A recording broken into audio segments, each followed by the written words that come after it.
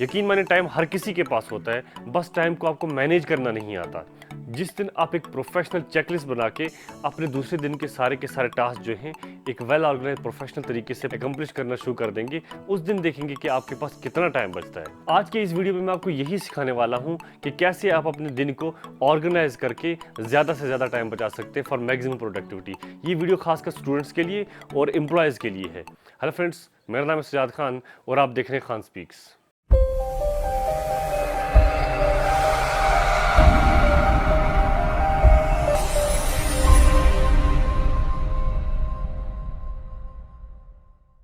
Friends, market में बहुत सारे टाइम मैनेजमेंट फ्रेमवर्क हैं, पर इस वीडियो में मैं आपके साथ डिस्कस करने वाला हूं स्टीफन कोवीज का टाइम मैनेजमेंट फ्रेमवर्क, ये वाला। ठीक है, बहुत ही बेहतरीन तरीके से मैंने इसको ऑर्गेनाइज करके रखा हुआ है। अब इसकी वजह क्या है कि मैंने स्टीफन कोवीज का ही टाइम मैनेजमेंट फ्रेमवर्क क्यों चुना? उसकी वजह यह है कि हमारे इंडियन सोसाइटी के लिहाज से ये बहुत ही बेहतरीन फ्रेमवर्क है और ये मैं खुद यूज करता हूँ और यकीन मानिए प्रैक्टिकली बहुत ज्यादा एफिशिएंट है ये। अब इस फ्रेमवर्क के ऊपर डिस्कस करने से पहले थोड़ा इसका इंट्रोडक्शन देना जरूरी है, वरना आपको समझ ही नहीं आएगा कि फ्रेमवर्क है क्या। देखिए, 34th यूएस प्रेसिडेंट थे, एंसन होवर नाम था इनका। सेकंड वर्ल्ड वार में ये आर्मी जनरल भी थे। ये बंदा बहुत ज्यादा बिजी था, फिर भी हर एक टास्क को बड़े ही बेहतरीन तरीके से एफिशिएंटली ये परफॉर्म कर लेता था। एक इंटरव्यू में उसने क्या कहा, बोला कि बेसिकली मैं अपने टास्क को एक प्रिंसिपल के अकॉर्डिंगली मैनेज करता हूं, ऑर्गेनाइज करता हूं। और उसने कहा उस प्रिंसिपल का नाम है डिसीजन मैट्रिक्स, और इसी ने उस प्रिंसिपल को कहा अर्जेंट इंपॉर्टेंट प्रिंसिपल। उसके बाद एक एजुकेटर आए, स्टीफन कोवीज नाम था इनका। इन्होंने किताब लिखी, 2012 में इन बेचारों की डेथ हो गई है। बहुत ही बेहतरीन एजुकेटर थे ये। इन्होंने किताब लिखी the 7 habits of highly effective people. इस किताब में इन्होंने 7 हैबिट्स की बात की, 7 हैबिट्स की बात की हैं। और हैबिट नंबर 3 जो है ना, उससे इन्होंने कहा फर्स्ट थिंग फर्स्ट। ये हैबिट नंबर 3 कुछ भी नहीं थी, ये हैबिट नंबर 3 हमारे एंसन होवर की अर्जेंट इंपॉर्टेंट प्रिंसिपल ही था। स्टीफन कोवीज ने क्या किया, इस प्रिंसिपल को अपनी किताब में हैबिट नंबर 3 का नाम देके बहुत ही एक्सटेंसिव तरीके से, बेहतरीन तरीके से इस किताब में इन्होंने इसको छाप दिया। और इसी हैबिट नंबर 3 के ऊपर इन्होंने हमारा अर्जेंट इंपॉर्टेंट फ्रेमवर्क, जिसे हमें डिस्कस करना है, वो बना दिया। ठीक है, स्टीफन कोवीज कहते हैं, अपनी किताब में लिखते हैं कि आपकी लाइफ में जितने भी टास्क हैं ना, वो सिर्फ 2 ही टाइप्स के हैं, 2 ही नेचर हैं उनके। या तो वो अर्जेंट होगा टास्क, या तो इंपॉर्टेंट होगा। इन 2 के अलावा आपके टास्क होते ही नहीं है। अर्जेंट टास्क वो वाले टास्क हैं विच रिक्वायर्स इमीडिएट अटेंशन, ये अर्जेंसी वाले टास्क हैं। इन टास्क को आप डिले कर ही नहीं सकते, ये डेडलाइन वाले टास्क हैं। इस किताब में इन्होंने इनको निकनेम दिया now, that means you have to perform these task right now. अब इंपॉर्टेंट टास्क कौन से वाले टास्क हैं? इंपॉर्टेंट टास्क वो वाले टास्क हैं जो आपके लॉन्ग टर्म मिशन को फीड करते हैं, आपके वैल्यूज, आपके गोल्स, आपकी एम्स को अचीव करने में हेल्प करते हैं। जैसे अगर आप स्टूडेंट हैं, आपकी किताब में आपका सिलेबस, आपकी स्कूल, ये वाले जो हैं, ये सारे के सारे क्या हैं, इंपॉर्टेंट, जिनमें अर्जेंसी नहीं लगी है, जिनको आप बड़ी ही काम तरीके से प्लान करके उन्हें परफॉर्म कर सकते हैं। ठीक है, अब देखिए इन्हीं अर्जेंट इंपॉर्टेंट टास्क के ऊपर इन्होंने फ्रेमवर्क बना दिया, ये वाला फ्रेमवर्क, और इसे नाम दिया प्रायोरिटाइजिंग या फर्स्ट थिंग फर्स्ट। स्टीफन कोवीज कहते हैं कि 4 क्वाड्रेंट्स बनाइए और इन 4 क्वाड्रेंट्स के हेडिंग के अंडर ही अपने टास्क को एनलिस्ट कीजिए, तभी जाके आप बेहतरीन तरीके से अपने टास्क को जो है परफॉर्म कर पाएंगे। स्टीफन कोवीज क्या कहते हैं, आप जो टास्क एनलिस्ट करेंगे वो ऐसे करेंगे Q1 Q2 Q3 Q4, पर प्रैक्टिकली मैंने देखा ये वाला तरीका जो है ये अच्छा नहीं है। मैं आपको दूसरा तरीका बताऊंगा। अगर पहली बार आप टास्क जो है चेकलिस्ट बना के उनको परफॉर्म करने वाले हैं ताकि आपका टाइम बचे, तो मैं बताता हूं कि आपको कैसे करना है। ठीक है, तो आप क्या करेंगे, हर बार चेकलिस्ट बनाने का टाइम जो है वो है रात को सोने से पहले। बिल्कुल शांत तरीके से आप क्या करेंगे, अपनी कॉपी उठाएंगे।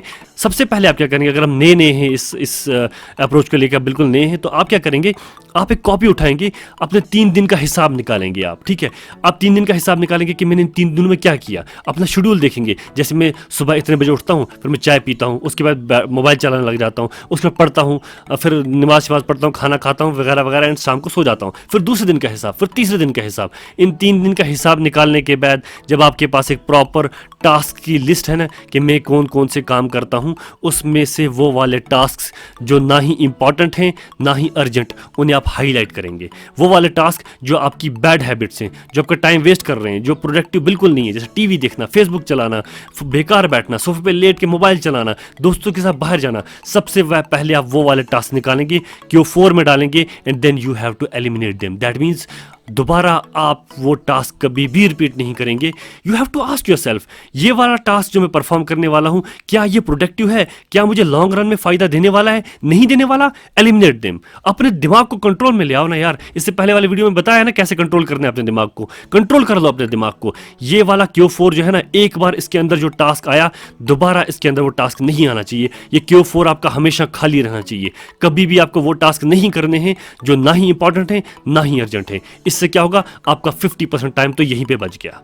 ठीक है, अब मान के चलते हैं कि आप Q4 को मेंटेन करने में कामयाब हो गए, आपके अंदर डेडिकेशन आ गई और अब आप वो वाले टास्क बिल्कुल नहीं करते हैं जो ना ही इंपॉर्टेंट है ना ही अर्जेंट है, आपने एलिमिनेट कर दिया, तब जाके हम आगे बढ़ सकते हैं। वरना अगर आपने लेथार्जिकपन दिखाते रहे ना, ये नॉट इंपॉर्टेंट नॉट अर्जेंट वाला टास्क फिर से परफॉर्म करते रहे, फिर आपका कुछ नहीं होने वाला। ठीक है, Q4 एलिमिनेट करोगे तभी तो आगे चलेंगे। अब मैं आपको बताता हूँ कि आपको अपने टास्क जो है कैसे एनलिस्ट करने हैं इन हेडिंग्स के अंडर। और अब मैं मान के क्या चल रहा हूँ कि अब आपके पास 3 ही ये है क्वाड्रेंट्स हैं। Q4 तो आपने एलिमिनेट कर दिया। देखिए, रात को सोने से पहले हर दिन आपको अपने टास्क्स बनाने हैं, चेकलिस्ट बनानी है कि कल दिन में ये काम करने वाला हूं। ठीक है, सबसे पहले आप Q1 की लिस्ट बनाएंगे क्योंकि Q4 को तो आपने हरा दिया। इसमें आप वो टास्क रखेंगे जो इंपॉर्टेंट हैं और साथ ही साथ अर्जेंट हैं, मतलब डे टू डे लाइफ वाले हैं, एग्जाम वाले हैं, पर अर्जेंसी भी आ पड़ी है, 2 in 1 है वो। ठीक है, सबसे पहले वो वाला टास्क रखेंगे और उन्हें आप एलिमिनेट कर देंगे। ठीक है, खत्म कर देंगे आपको वो वाला टास्क, अर्जेंसी आपको दोबारा नहीं लगनी चाहिए। उसके बाद क्या करेंगे, आप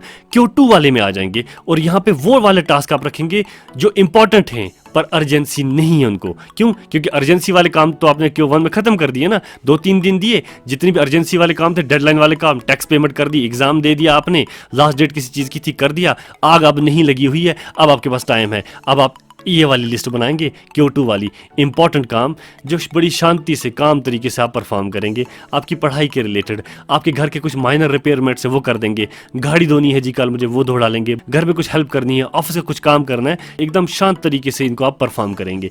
और स्टीफन कूवीज क्या कहते हैं, स्टीफन कूवीज कहते हैं कि Q2 ही आपके असली टास्क है, ये वाले टास्क पे ही आपको ध्यान देना है हमेशा, Q1 पे नहीं, Q2 पे। और स्टीफन कूवीज क्या कहते हैं, अगर ये वाले काम जो इंपॉर्टेंट हैं, अर्जेंसी नहीं लगी हुई है, इनको आप डिले करते रहे ना, रीशेड्यूल करते रहे, यही नॉट अर्जेंट वाले काम एक दिन ऐसा होगा कि ये यहां पे आ घुसेंगे, ये अर्जेंसी वाले काम बन जाएंगे, तब डेडलाइन मिलेगी आपको, तब आप कंसंट्रेट नहीं कर पाएंगे, तब आप डिप्रेशन में आ जाएंगे। और इसे वो टाइम स्ट्रेसर भी कहते हैं। और उनका मानना है कि आज जो लोगों को स्ट्रेस है ना, जो डिप्रेशन में आ गए हैं, वो इन्हीं की वजह से है। वो काम को डिले करते करते यहां पहुंचा दिया उन्होंने, Q1 के अंदर पहुंचा दिए, अब उनके पास टाइम है नहीं और वो प्रेशर में आ गए हैं। इसलिए Q2 को कभी भी Q1 नहीं बनने देना, हमेशा काम टाइम पे करना, अर्जेंसी नहीं लगनी चाहिए। अब बारी आती है Q3 की, वो टास्क जो अर्जेंट है पर इंपॉर्टेंट नहीं है।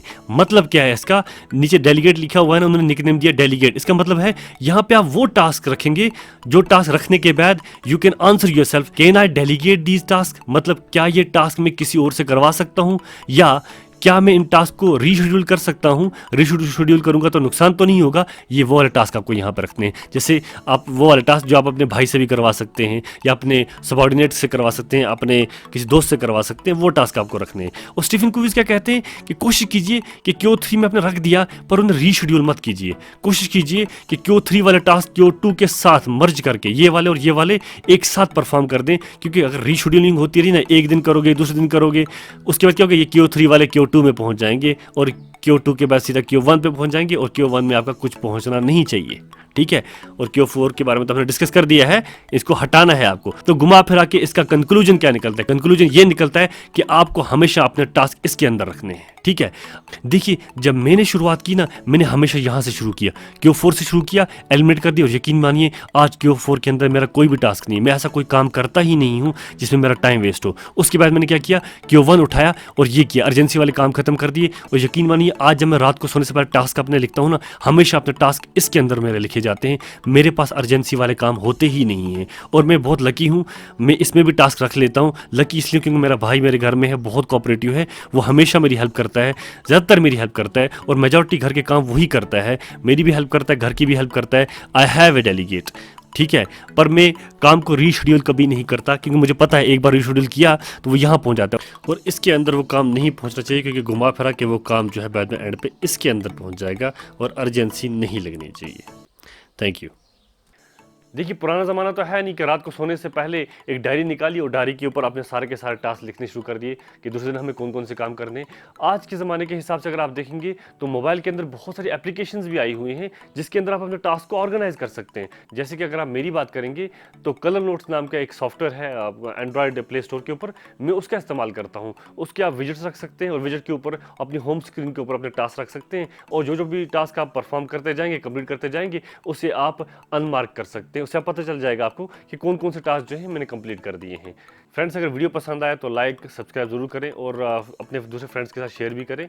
नया यूट्यूब चैनल है, just help me to grow. जैसे कि मैंने पहले भी कहा कि मैं और भी ऐसे वीडियोस लाने वाला हूँ लॉ के रिलेटेड, माइंड के related and so on. Thank you.